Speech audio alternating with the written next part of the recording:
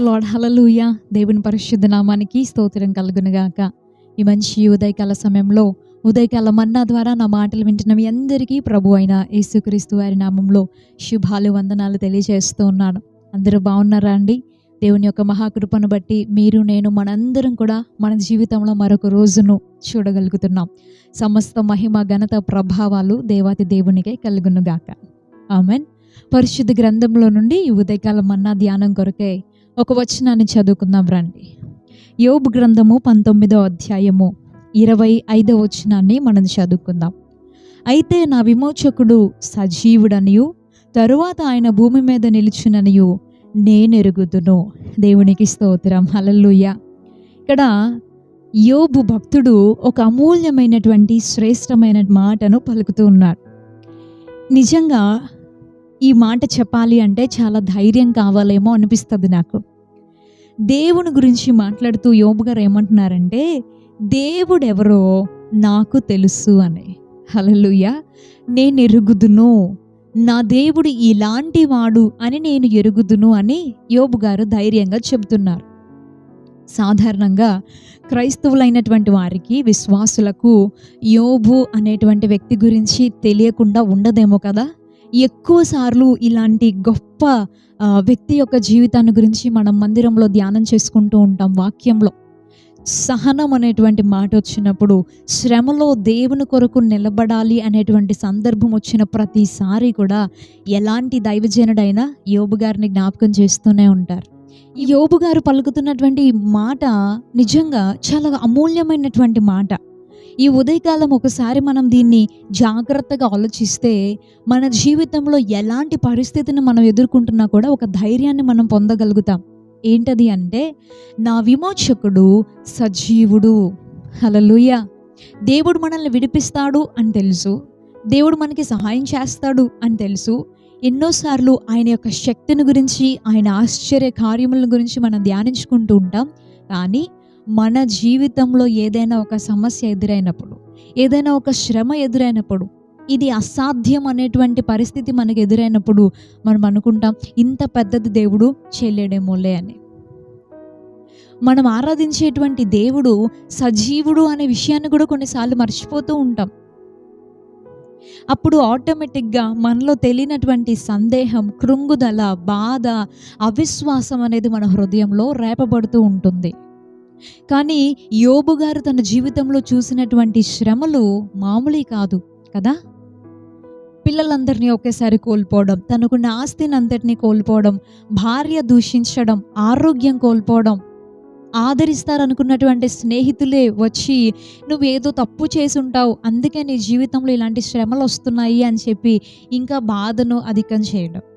ఈ యొక్క 19వ అధ్యాయం పైన ఉన్నటువంటి వచనాలు మనం చదివితే తన జీవితంలో ఎలాంటి పరిస్థితి ద్వారా వెళ్తున్నారో వాటన్నిటిని కూడా వివరిస్తూ, నా జీవితం ఇలా ఉంది, నా భార్య కూడా నన్ను అసహించుకుంటుంది, లేదా నా ఇంట్లో వారే నన్ను అసహించుకుంటున్నారు, నా స్నేహితులు నన్ను ఆదరించలేకపోతున్నారు, ఇలాగ చాలా విషయాలు, తనకున్నటువంటి బాధ, తన శరీరంలో తాను పడుతున్నటువంటి శ్రమ, మానసిక పరంగా తాను ఎదుర్కొంటున్నటువంటి ఆ వేదనను గురించి వివరిస్తూ, నా పరిస్థితి ఇలా ఉంది, అయితే ఇలాంటి శ్రమలు నాకు ఎదురవుతున్నాయి, అయితే ఎన్ని శోధనలు నా జీవితంలో అనుమతించబడ్డాయి, అయినను నా విమోచకుడు సజీవుడు అని నాకు తెలుసు అని చెబుతున్నాడు. దేవునికి స్తోత్రం. హల్లెలూయా.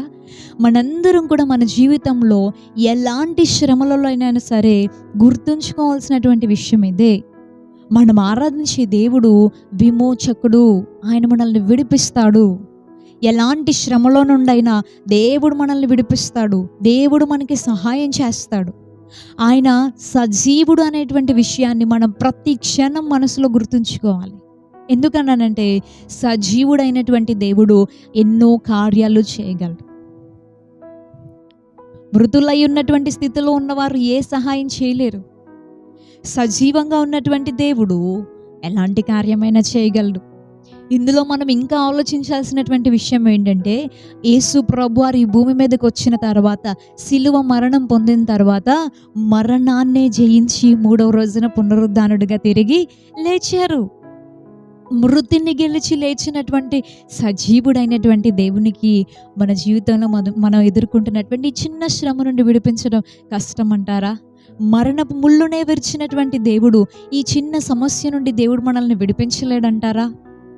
ఆయన అంత గొప్ప సజీవుడు కదా, పునరుద్ధానము పొందాడు, మరణాన్ని గెలిచి తిరిగి లేచాడు.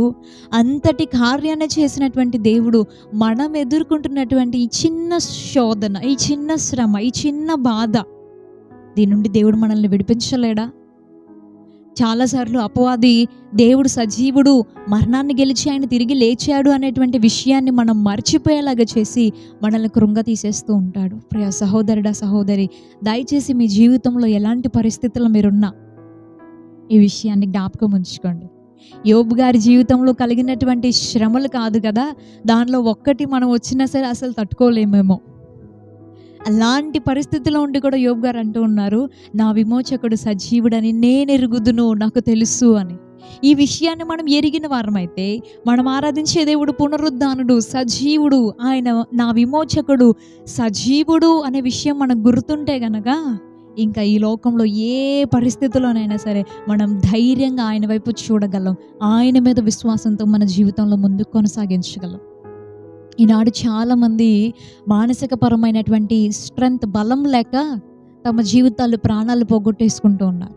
చాలా అల్పమైనటువంటి సమస్యల్ని ఎదుర్కోలేక, చాలా చాలా చిన్న శ్రమలలో నిలబడలేక, నేను ఇందులో ఓడిపోయాను, నేను ఇది చేయలేకపోతున్నాను, నేను దీన్ని ఎలా జయించాలో నాకు తెలియట్లేదు, ఈ సమస్యల నుండి నేను బయటికి రాలేకపోతున్నాను, ఈ అప్పుల నుండి నేను బయటికి రాలేకపోతున్నాను అని చాలా జ్ఞానవంతులు అనుకునేటువంటి వారు, చాలా టాలెంట్ ఉన్నటువంటి వారు, ఎన్నో రంగాల్లో, ఎన్నో విషయాల్లో ముందుండి ఉన్నత స్థానాల్లో ఉన్నవారు కూడా తమ చేతులతో తామే ప్రాణాన్ని తీసేసుకుంటున్నారు. ఎందుకనంటే కృంగుదల, ఈ సమస్యల నుండి బయటికి రాలేనేమో అనేటువంటి భయము, వేదన, ఒంటరితన, పోరాటం, ఇలాంటి వాటన్నిటిలో నుండి దేవుని వైపుకి వస్తే,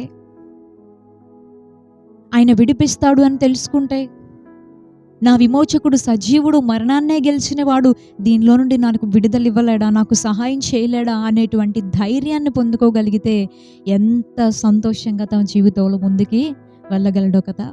కనీసం ఈ మాటలు వింటున్నటువంటి మీరు, నేను, మనమైనా సరే మనం ఆరాధించే దేవుని పైన పూర్ణ విశ్వాసము కలిగి, నా విమోచకుడు సజీవుడు అని ప్రతి శ్రమలో ఆయనతో నిలబడుతూ, ఆయన వైపు చూస్తూ ధైర్యంగా ముందుకి కొనసాగదము గాక. హల్లెలూయా.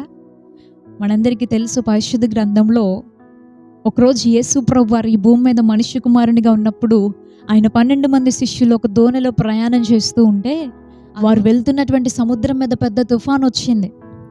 యేసు ప్రభు వారు నీళ్ల మీద నడుచుకుంటూ వెళ్ళినప్పుడు వాళ్ళందరూ భూతం అనుకొని భయపడ్డారు.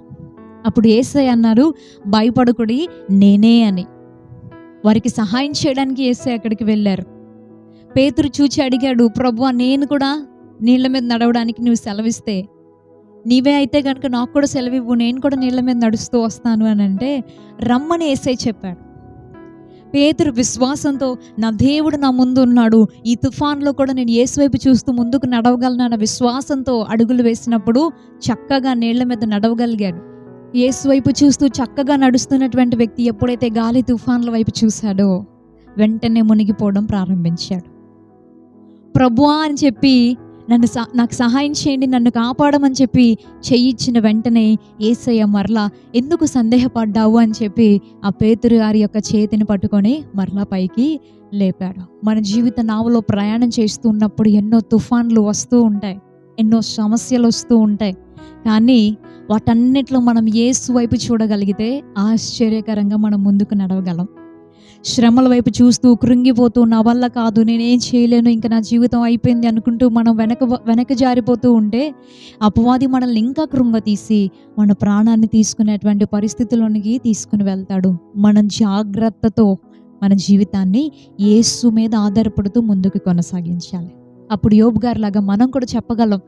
ఇంకా ఎవరైనా శ్రమలో బాధపడుతున్నా వాళ్ళకు కూడా చెప్పగలం. ఏమని అని అంటే, మనం ఆరాధించే దేవుడు, మన విమోచకుడు సజీవుడు, ఆయన మనకి సహాయం చేస్తాడు, నేను ఎరుగుదును నా విమోచకుడు సజీవుడు అని. రెండో మాట ఇక్కడ యోబు గారు ఏం చెప్తున్నాడంటే, తరువాత ఆయన భూమి మీద నిలుచుననియు నేను ఎరుగుదును.